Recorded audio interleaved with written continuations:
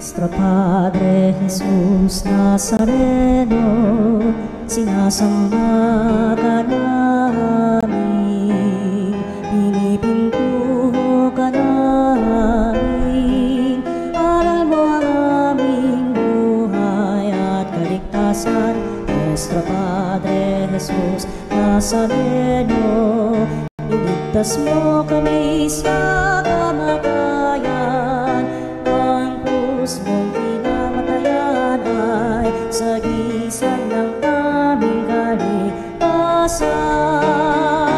Nuestro Padre Jesus Nazareno, dinarangal ka namin. Nuestro Padre Jesus Nazareno, inulwalhati ka namin. Nuestro Padre Jesus Nazareno, inarangal ka namin. Nuestro Padre Jesus, tayo sa mga kunang manalig tayo sa pag-ibig niyang wagas, ang lahat maliligtas. Sa tahanan ng magdiwang tayo.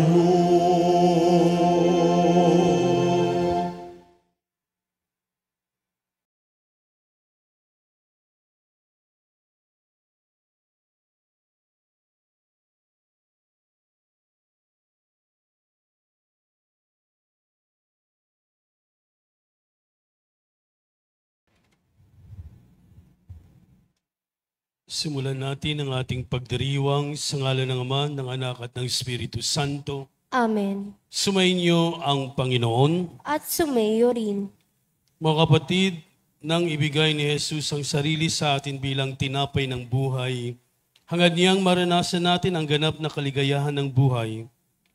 Maranasan nawa natin ang kaligayahang ito tuwing dumudulog tayo sa hapag ng Diyos sa pagdiriwang ng misa. Sa hamak na anyo ng tinapay at alak, ibinibigay ni Jesus ang kanyang sarili sa atin. Tanggapin natin siya ng buong paggalang at pananampalataya at pahintulutan natin siyang baguhin tayo upang maging tunay na kawangis niya. Mga kapatid, tinipon tayo bilang kaanib ng angkan ng Diyos, kaya dumulog tayo sa maawaing Panginoong nagpapatawad ng lubos. Sinugong tagapagpagaling sa mga nagsisisi, Panginoon, kaawaan mo kami. Panginoon, kaawaan mo kami. Dumating na tagapag-anyayang mga makasalanay magsisi, Kristo, kaawaan mo kami. Kristo, kaawaan mo kami. Nakaluklok ka sa kanan ng Diyos Ama para ipamagitan kami, Panginoon, kaawaan mo kami. Panginoon, kaawaan mo kami. Kaawaan tayo na makapangyarihang Diyos, patawarin tayo sa ating mga kasalanan, at patnubayan tayo sa buhay na walang hanggan. Amen. Papuri sa Diyos sa kaitaasan.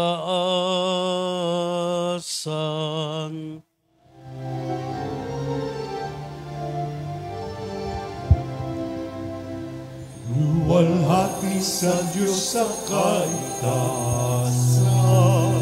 kaloob sa lupa ay kapayapaan. Pinupuri ka, ipinagdarangal, sinasamba ka dahil sa dakila mong kalwalhatian. Panginoon namin Diyos sa ng langit, Amang makapangyarihan, Panginoong Jesucristo, bugtong na anak ng Diyos, soltero ng Ama. Ikaw na nag-aalis sa mga kasalanan ng sanlibutan. Tanggapin mo ang aming kahilingan. Ikaw na nanluluklok sa kanan ng Ama. Maawa ka sa amin. Ikaw lamang ang banal, Panginoon Jesucristo, kasama ng Espiritu, sa luwalhati ng Ama.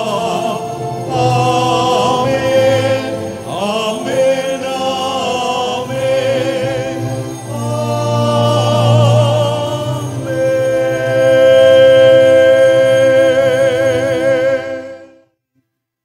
Manalangin tayo.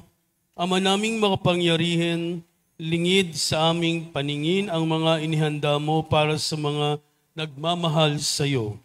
Padaluyin mo sa amin ang agos ng iyong pag-ibig upang sa pagmamahal namin sa iyo ng higit, makamtan namin ang iyong mga pangakong di malirip na hindi pa sumasagi sa isip namin o panaginip. Iniluhog namin ito sa pamagitan ni Jesucristo kasama ng Espiritu Santo, magpaswalang hanggan. Amen. Magsiupo ang lahat. Ang tunay na karunungan ay batay sa pagkilala at paglilingkod sa Diyos. Ang nagkakamit ng karunungang ito ay tulad sa isang taong dumudulog sa isang masaganang hapagkainan, nabubusog at nasisiyahan siyang lubos. Pagbasa mula sa aklat ng mga kawikaan. Gumawa na ng tirahan itong karunungan, na itinayo niya sa 7 patibayan. Nagpatay siya ng hayop, nagtimpla ng inumin. Ang mesa ay inihanda, punong-puno ng pagkain. Katulong ay sinugo sa gitna nitong bayan, upang lahat ay abutin ng ganitong panawagan. Ang kulang sa kaalaman dito ay lumapit. Sa mga walang muwang ay ganito ang sinambit. Halikayo't inyong kainin ang pagkain ko, at tunggain ang inuming inilaan ko sa inyo. Lisanin ang kamangmangan upang kayo ay mabuhay, at ang landas ng unawa ang tahakin at daanan. Ang salita ng Diyos. Salamat sa Diyos. Salmong tugunan ang ating pong itutugon, magsumikap tayong kamtin ang Panginoong butihin.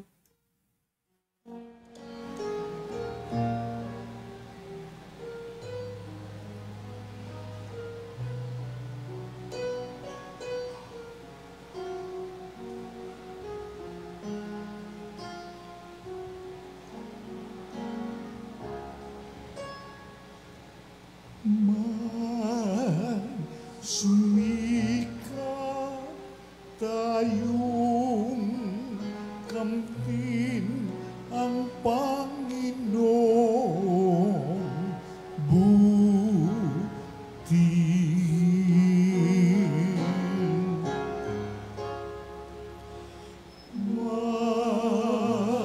Sumikap tayong kamtin ang Panginoong butihin. Panginooy aking laging pupurihin. Sa pasasalamat di ako titigil. Aking pupurihin kanyang mga gawa. Kayong naaapi, makinig, matuwa.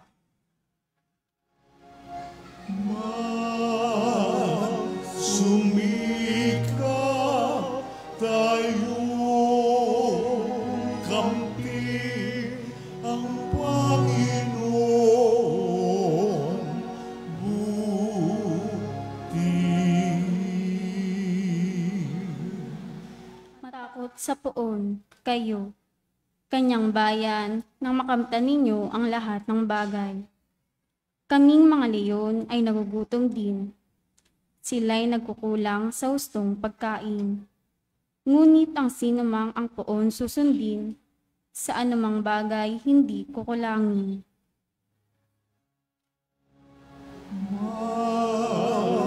Sumikap tayong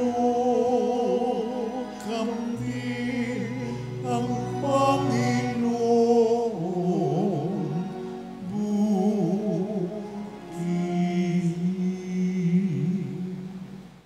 Lapit, ako'y dinggin mga kaibigan, at kayo ngayoy aking tuturuan, na ang Diyos ay dapat nating katakutan. Ang buhay masaya at mahabang buhay. Di ba ninyo gustong inyong maranasan?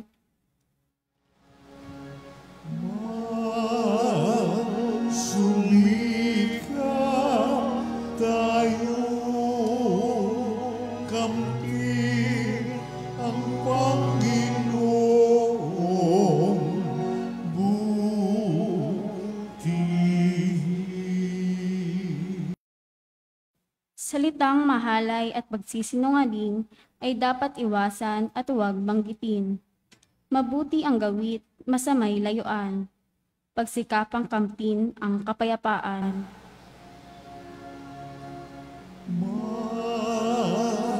Sumikap tayo, kamtin ang Panginoong buti.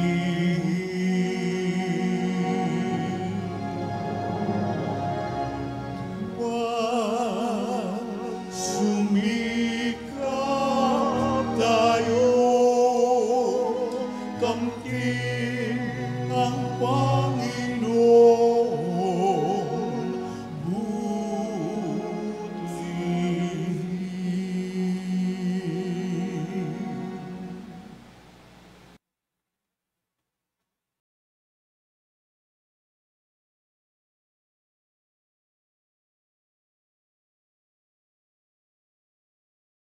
Para kay San Pablo, lahat ay biyayang kaloob lamang ng Diyos. Inaanyayahan ng apostol ang mga nagbabagong loob na magpasalamat tuwina sa Panginoon at sikaping mamuhay ayon sa banal na Espiritu. Pagbasa mula sa sulat ni Apostol San Pablo sa mga taga-Efeso. Mga kapatid, ingatan ninyo kung paano kayo namumuhay. Mamuhay kayong tulad ng matatalino at di tulad ng mga mangmang. Sapagkat masama ang takbo ng daigdig, samantalahin ninyo ang bawat pagkakataon na kayo'y makagawa ng mabuti. Huwag kayong manghangal. Unawain ninyo kung ano ang kalooban ng Panginoon. Huwag kayong maglalasing, sapagkat nakasisira iyan ng maayos na pamumuhay. Sa halip ay sikapin ninyong mapuspos kayo ng Espiritu Santo. Sama-samang ipahayag ang inyong damdamin sa pamamagitan ng mga salmo, mga imno, at mga awiting espiritual. Buong puso kayong umawit at magpuri sa Panginoon. Lagi kayong magpasalamat sa Diyos at Ama dahil sa lahat ng bagay, sa pangalan ng ating Panginoong Hesukristo. Ang salita ng Diyos. Salamat sa Diyos. Magsitayo ang lahat.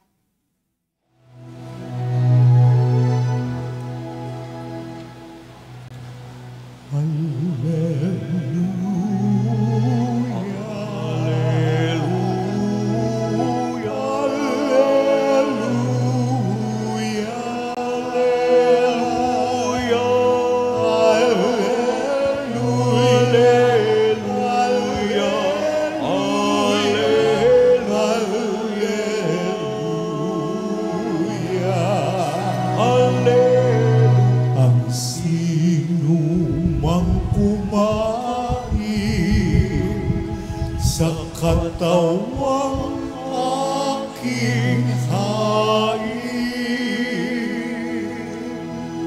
ay mananahan sa akin. Alleluia, Alleluia,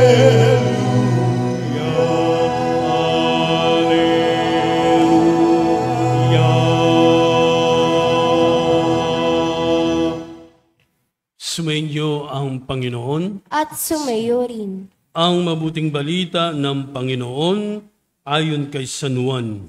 Papuri sa iyo, Panginoon.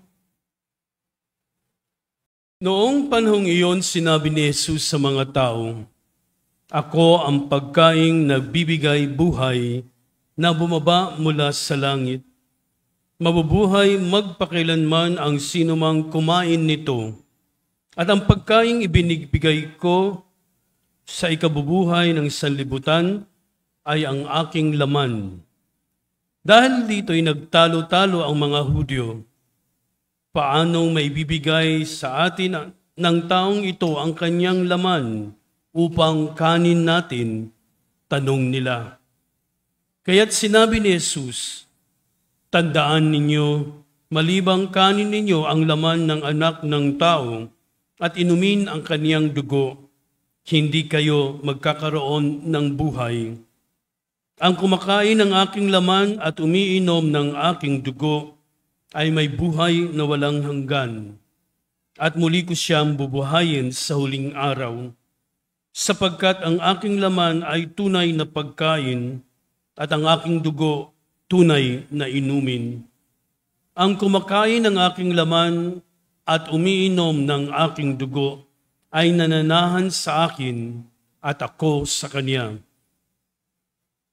Buhay ang amang nagsugo sa akin at ako'y nabubuhay dahil sa kanya. Gayon din naman, ang sinumang kumain sa akin ay mabubuhay dahil sa akin. Ito ang pagkaing bumaba mula sa langit. Ang kumakain nito'y mabubuhay magpakailanman. Hindi ito katulad ng kinain ng inyong mga magulang sa ilang, namatay sila bagamat kumain niyon. Ang mabuting balita ng Panginoon. Pinupuri ka namin, Panginoong Hesukristo. Magsiupo ang lahat. Mga kapatid, narinig na naman natin ang diskusyon tungkol kay Jesus bilang tinapay ng buhay. May isang kwento tungkol sa isang bata na 11 taon na miyembro ng organisasyon ng Dominican. At gusto niyang magkomunyon. Tapos sabi nga ng superiora, hindi ka pa pwede sapagkat ang tumatanggap ng banal na komunyon ay mula edad na 12. Kaya't ang bata ay porsigido na tumanggap ng banal na komunyon. At bago ka tumanggap ng banal na komunyon, katulad ng ginagawa ngayon, ay merong catechesis. So inaalam ng bata kung ano ang kanyang tinatanggap. At nalalaman nila na si Jesus ang kanilang tinatanggap. No? Si Jesus na nagbibigay buhay sa tao. So ang bata ay naghintay. So 1 taon na lang at siya ay makakatanggap ng banal na komunyon. Sabi ko nga ito ay may paghahanda. Kaya marahil ang bata ay alam na niya, no? Na ang sacredness, no? Yung pagtanggap ng banal na komunyon, hindi lang basta-basta tumatanggap, merong preparation o paghahanda. Nung kapistahan ng pag-akyat ni Jesus sa langit, kasi matagal na panahon yan nangyari, mga 19th century pa. So, nakaluhod ang bata at nagdarasal. Pagkatapos may liwanag na nasa kanyang harapan at merong pinakabanal na ostia o na tinapay na nasa harapan niya. So, nung makita ng pari, alam niya na merong hiwaga na nangyayari, no? Bakit nasa harapan ng bata yung banal na komunyon, no? Although na hindi pa nakatanggap yung bata ng banal na komunyon, alam niya, no? So nagliwanag ang isip niya, marahil ay naliwanagan siya o naintindihan niya ng lubos yung nasa harapan niya na iyon ay si Kristo. Tapos dali-daling lumapit yung pari at isinubuto sa kanya. Siya naman ay nakangiting tinanggap, no, ang tinapay o si Jesus. At bigla siya nawalan ng malay at namatay. No? Batang-bata namatay. Siya ay isang biyata. At marahil hanggang ngayon, no, ay nangangailangan pa rin siguro para siya maging santa. Pero yung kanyang, kasi marami pong mga blessed o biyata na hindi pa nadideclare na santo dahil wala pang mga milagrong nangyayari o kailangan ng tao na magdasal dun sa santo o sa abiyata para maghimala, no? So, hanggang ngayon, kasi ilang daang taon na ay hindi pa rin, no? Na nagiging santa si Santa Imelda Lambertini, no? Yun ang kanyang pangalan, no? Nabasa ko lamang sa history nung batang yon, no? Ngayon meron din tayo isang batang babae, di ba? Na bata pa siya ay nilalakad na para sa kanyang pagiging banal. Tapos may isang katikista na matanda, di ba? Na nakasama pa niya si Pope, no? Benedict yata yun, if I'm not mistaken. Tapos inilalakad ng diocese na siya ay maging banal, no? Tapos meron ding isang lalaki, no? Na siya sa mga internet, no? Si Carlos, yan. So alam niyo, no? So ibig sabihin, good news na ang mga nagiging banal ay hindi lamang ang pare at madre, pati ang karaniwang tao na tulad ninyo. Baka isa sa inyo dito ay isang banal o maging banal. So, sabi nga ang kabanalan ay binibigay o nagmumula sa Diyos. No? At nagiging banal ang tao dahil sa Diyos. No? Binigay ng Diyos. Hindi tayo pwedeng maging santo actually. Kung titingnan natin na marahil sabihin natin, Father, makasalanan po ako. Kahit na yung mga naging santo o santa, mga makasalanan. No? Pero hindi tayo Diyos. Pwede tayong maging santo, banal, pero hindi tayo pwedeng maging Diyos. Iisa lamang ang Diyos. Kaya sa linggong ito, marahil ay ipinipaliwanag ni Jesus sa kanyang mga alagad. No? Ilang linggo nating naririnig yan. Si Jesus bilang tinapay ng buhay na bumaba mula sa langit, no? At nagkatawang tao actually, kung titingnan natin, at nagpakasakit, naghirap sa krus, namatay at muling nabuhay. So yung misteryo na yan ay batid natin, no? Kaya nga habang tayo'y tumatanggap ng banal na komunyon, dapat isipin natin na yung tinatanggap natin ay si Jesus. Yan ang unang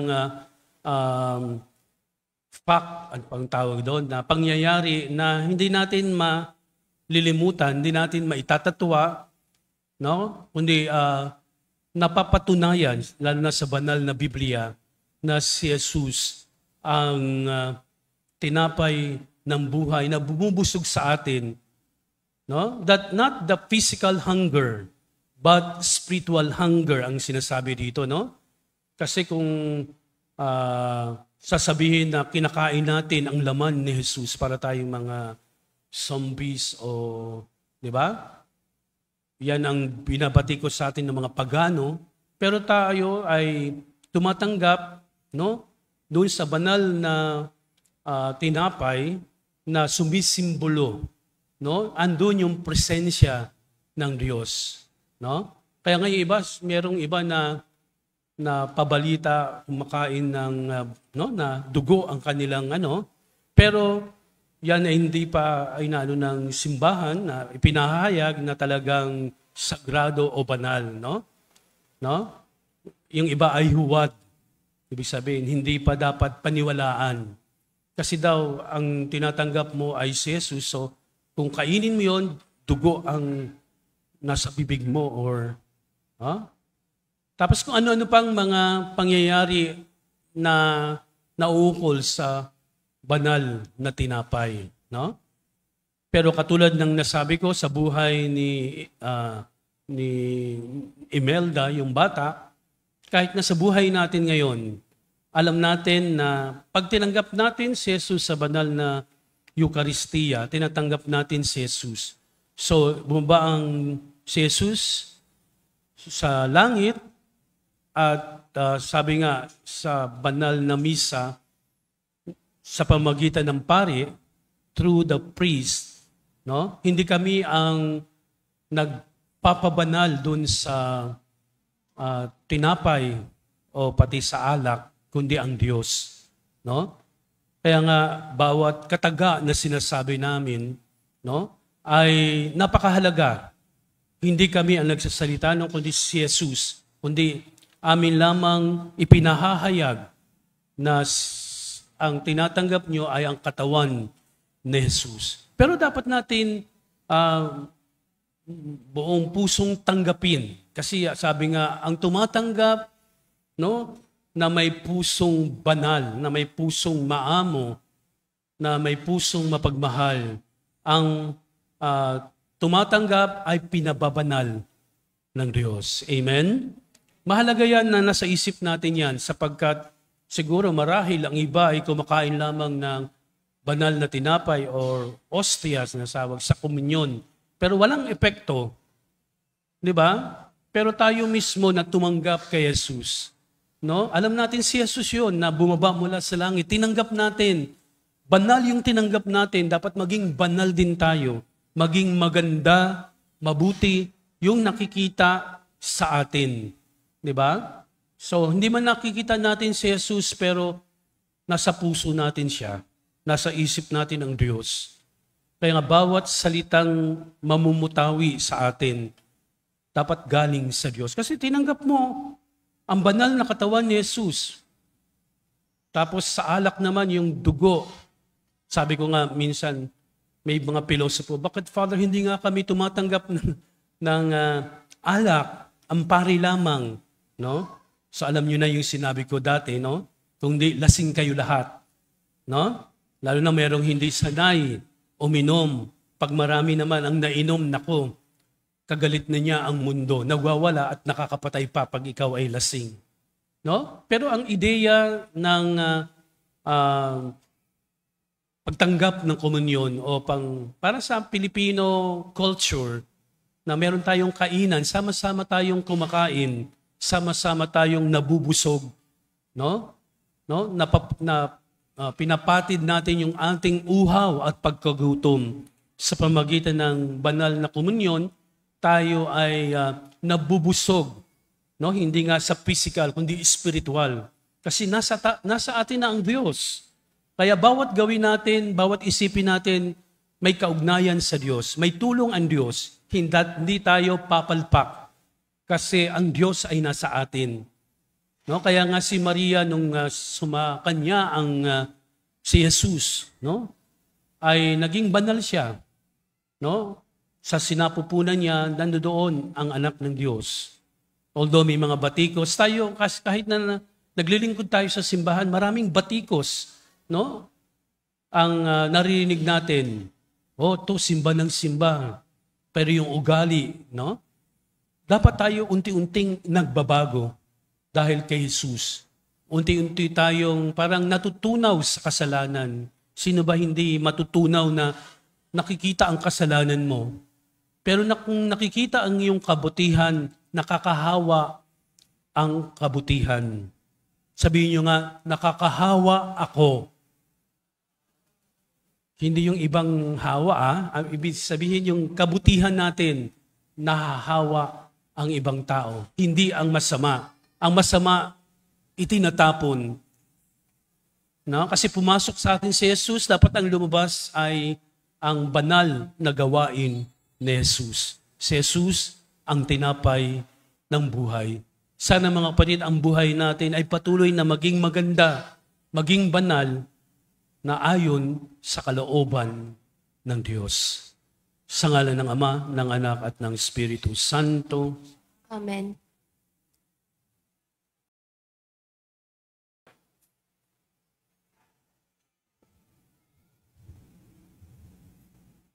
Sumasampalataya ako Kay kapangyarihan sa lahat na may gawa ng langit at lupa. Sumasampalataya ako kay Hesukristo, iisang anak ng Diyos, Panginoon nating lahat. Nagkatawang tao siya lalang ng Espiritu Santo, ipinanganak ni Santa Mariang Berhen, pinagpakasakit ni Poncio Pilato, ipinako sa krus na matay inilibing, Nanaog sa kinaroroonan ng mga yumao, nang may 3 araw na buhay na magmuli, umakyat sa langit, naluluklok sa kanan ng Diyos amang makapangyarihan sa lahat. Doon magmumulang paririto at huhukom sa nangabubuhay at nangamatay na tao. Sumasampalataya naman ako sa Diyos Espiritu Santo, sa banal na simbahang katolika, sa kasamahan ng mga banal, sa kapatawaran ng mga kasalanan, sa pagkabuhay na muli ng nangamatay na tao, at sa buhay na walang hanggan. Amen. Sa Eukaristiya, binibigay ni Jesus ang kaniyang katawan at dugo bilang pangako ng buhay na walang hanggan. Idalangin natin sa Ama na makisabuhay natin ang pagliligtas ni Kristo, buong tiwala nating sambitin. Panginoon, tingin mo ang iyong bayan. Panginoon, dinggin mo ang iyong bayan. Tulad ni Kristo, taos puso nawang maialay ng Santo Papa, mga obispo, mga pari, at mga diakono ang kanilang buhay sa taos pusong paglilingkod sa lahat ng tao. Manalangin tayo. Panginoon, dinggin mo ang aming bayan. Maging matatag nawa ang mga namumuno sa pamahalaan sa kanilang mahusay at tapat na paglilingkod sa bayan. Manalangin tayo. Panginoon, dinggin mo ang iyong bayan. Makakita nawa ang mga may sakit, mga biktima ng karahasan, at mga naghihikahos ng pag-asa at biyaya sa pamamagitan ng banal na Eukaristiya. Manalangin tayo. Panginoon, dinggin mo ang iyong bayan. Maging karamay nawa tayo ng mga nais magbalik loob sa Diyos at tanggapin natin sila sa pamayanan ng buong pagmamahal at walang panghusga. Manalangin tayo. Panginoon, dinggin mo ang iyong bayan. Makita nawa natin ang kaugnayan ng pagdiriwang ng misa sa ating buhay. Kung paano tinatanggap natin si Kristo. Maibahagi din nawa natin siya sa ating kapwa. Manalangin tayo. Panginoon, dinggin mo ang iyong bayan. Ama naming mapagmahal, dinggin mo ang panalangin ng sambayanang pinalalakas mo sa banal na Eukaristiya. Ipagkaloob mo ang aming mga kahilingan sa pamagitan ni Anak na aming Panginoon. Amen. Magsiupo ang lahat.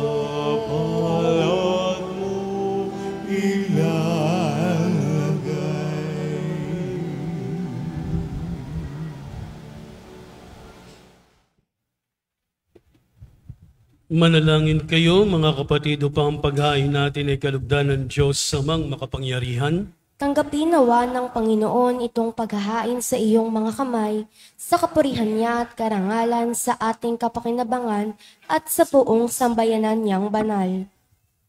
Ama naming lumikha, tanggapin mo ang mga alay upang maganap ang pagpapalitan ng iyong kalooban at ng aming handog sa aming paghahain na iyon na ring ibinigay para kami maging marapat na iyong paunlakan sa pamagitan ni Jesucristo kasama ng Espiritu Santo magpaswalang hanggan. Amen. Sumainyo ang Panginoon. At sumaiyo rin. Itaas sa Diyos ang inyong puso't diwa.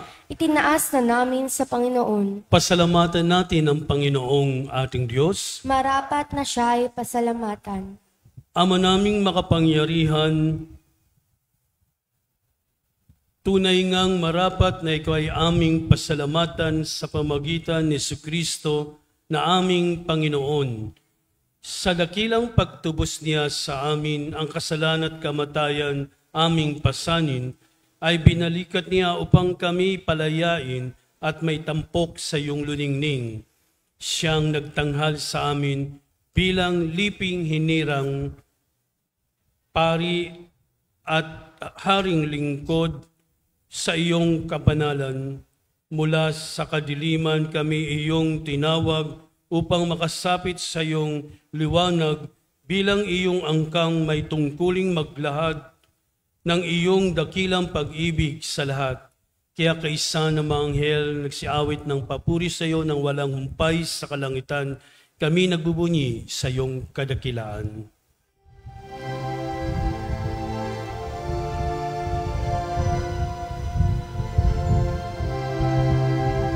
Santo, Santo, Santo, Panginoong Diyos makapangyarihan, napupuno ang langit at lupa ng kalwalhatian mo. Hosana sa kaitaasan, ilang pala na paririto sa ngalan ng Panginoon. Hosana sa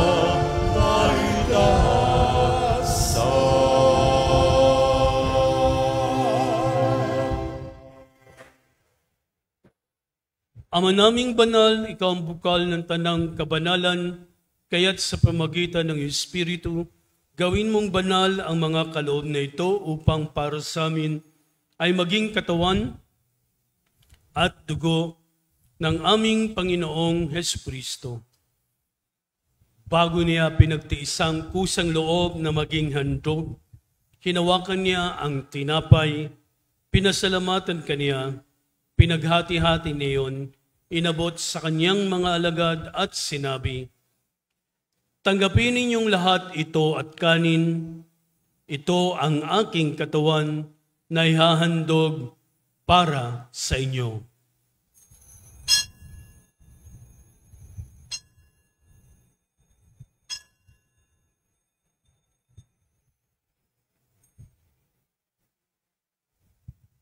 Gayon din naman, pagkatapos ng hapunan, hinawakan niya ang kalis, muli kanyang pinasalamatan, inabot niya iyon sa kanyang mga alagad at sinabi, "Tanggapin ninyong lahat ito at inumin, ito ang kalis ng aking dugo, ng bago at walang hanggang tipan. Ang aking dugo na ibubuhos para sa inyo at para sa lahat, sa kapagpapatawad ng mga kasalanan. Gawin niyo ito sa pag-alala sa akin."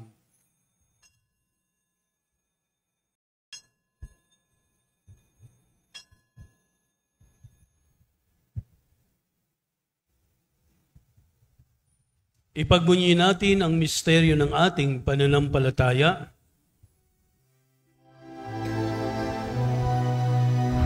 Sa krus mo at pagkabuhay, kami natubos mong tunay. O Jesus, na Ligtas mo kami, Panginoong Jesus, namin mahal ngayon at magpakailan.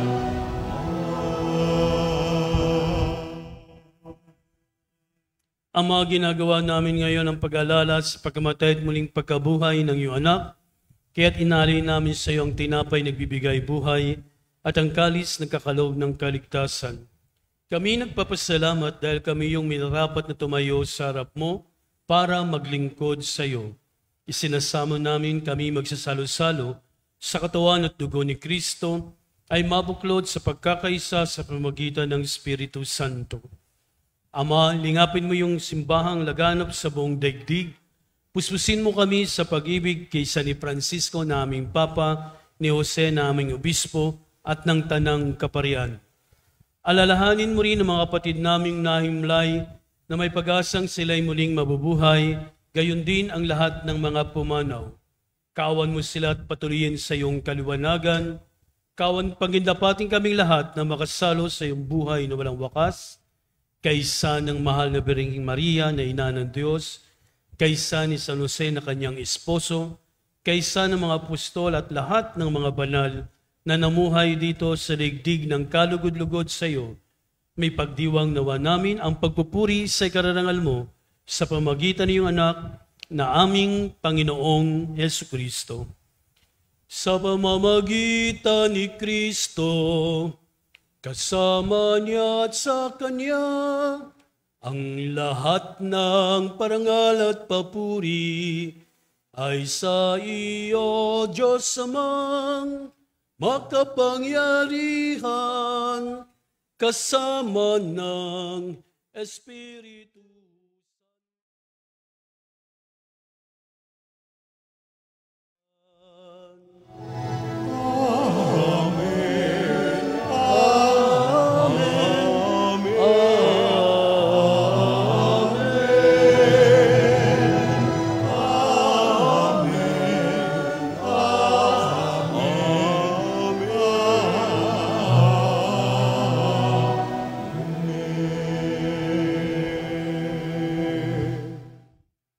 At sa tagubili ni Jesucristo sa atin, manawagan tayo ng buong pananalig sa ating Amang nasa langit.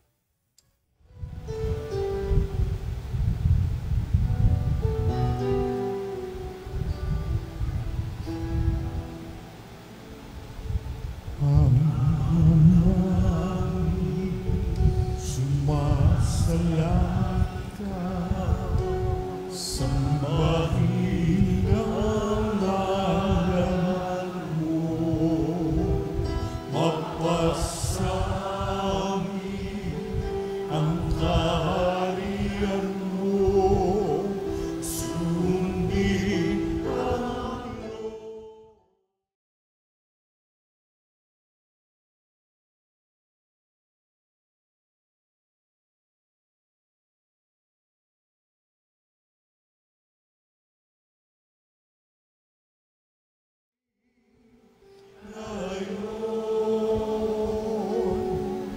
ng aming kakanin sa araw-araw at pagkawarin mo kami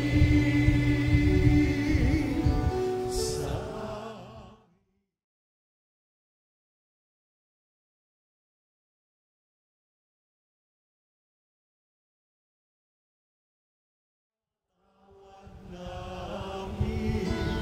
sa nagkakasala sa amin, at huwag mo kaming ipagpulot sa tukso, at ianya mo kami sa lahat ng masama. Iniling namin kami, Diyos, sa lahat ng masama, pagkalooban ng kapayapaan na araw-araw, iligtas sa kasalanan at ilayo sa lahat ng kapahamakan, samantalang aming pinaninibikan ang dakilang araw ng pagpapahayag ng tagapagligtas naming si Kristo. Sapagkat sa iyo ang kaharian, kapangyarihan at kapurihan, ngayon at magpakailanman. Ngayon at magpakailanman. Panginoong Jesucristo, sinabi mo sa iyong mga apostol, kapayapaan ang iniiwan ko sa inyo. Ang aking kapayapaan ang binibigay ko sa inyo. Tungayan mo ang aming pananampalataya at huwag ang aming mga pagkakasala. Pagkalooban mo kami ng kapayapaan at pagkakaisa ayon sa iyong kalooban, kasama ng Espiritu Santo, magpaswalang hanggan. Amen. Ang kapayapaan ng Panginoon ay laging sumainyo. At sumayo rin. Ngayon ay magbigayan kayo ng kapayapaan sa isa't isa.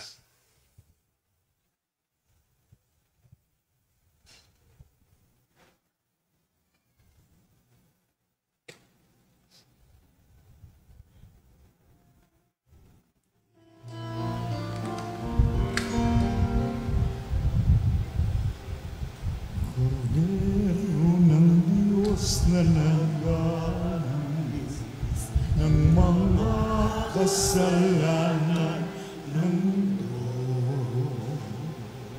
maawa ka sa amin. Kordero ng Diyos, maawa ka.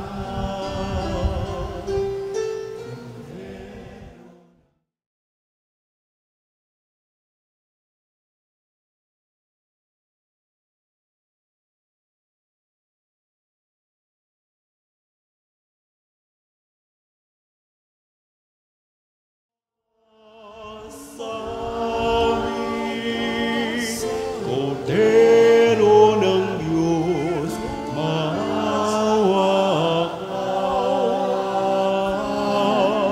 Kordero ng Diyos na nag-alis ng mga kasalanan ng mundo, ipagkaloob mo sa amin ang kapayapaan. Narito si Jesus, ang Kordero ng Diyos. Narito siyang nag-aalis ng mga kasalanan ng sanlibutan. Mapapalad ang mga inyayahan sa kanyang piging. Panginoon, hindi ako karapat-dapat na magpatuloy sa iyo. Ngunit sa isang salita mo lamang ay gagaling na ako.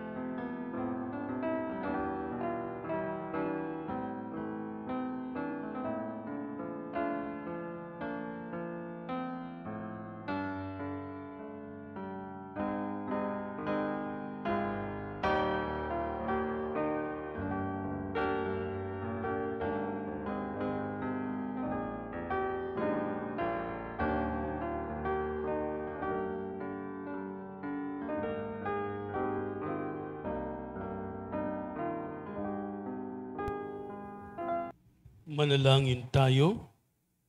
Ama naming mapagmahal, sa banal na pakikinabang, si Kristo ay aming pinagsaluhan. Hinihiling namin kami maging katulad niya sa langit, pakundangan sa kanyang pagiging aming kaparis bilang tagapamagitan kasama ng Espiritu Santo magpaswalang hanggan. Amen. Magsiupo ang lahat para sa mga paanyaya. Mga paanyaya, sa darating na buwan ng Setyembre ay ang taunang kapistahan ni San Nicolas de Tolentino, ang ikalawang patron ng ating parokya at distrito ng San Nicolas. Kaugnay nito, mula ikaunang araw hanggang ikasyam na araw ng Setyembre ay magkakaroon po tayo ng Novena Mass sa ating parokya at sa ating mga barangay na nasasakupan tuwing ika-6 ng gabi. Sitayo ang lahat.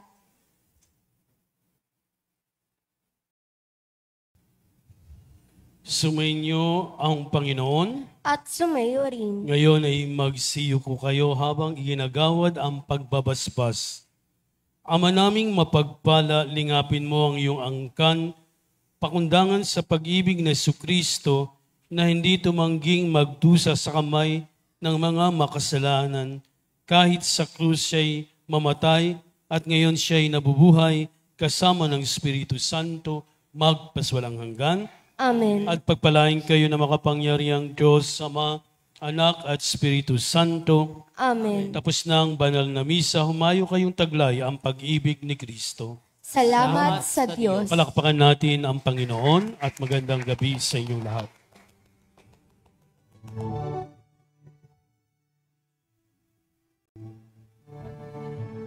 Walang sinuman ang nabubuhay para sa sarili lamang. Walang sinuman ang namamatay para sa sarili lamang. Tayong lahat ay may pananagutan sa isa't isa.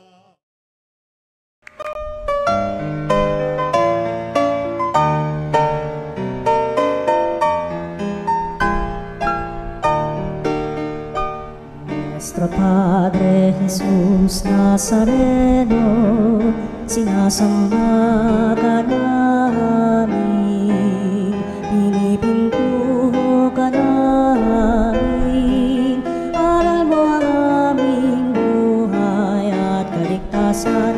Nuestro Padre Jesus Nazareno, iligtas mo kami sa kamatayan, ang krus mong pinamatayan ay sagisag ng aming kaligtasan. Nuestro Padre Jesus Nazareno, dinarangal ka namin. Nuestro Padre Jesus Nazareno, inulwalhati ka namin.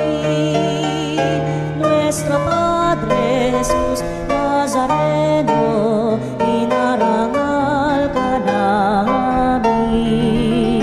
Nuestro Padre Jesus Nazareno, inulwalhati ka namin.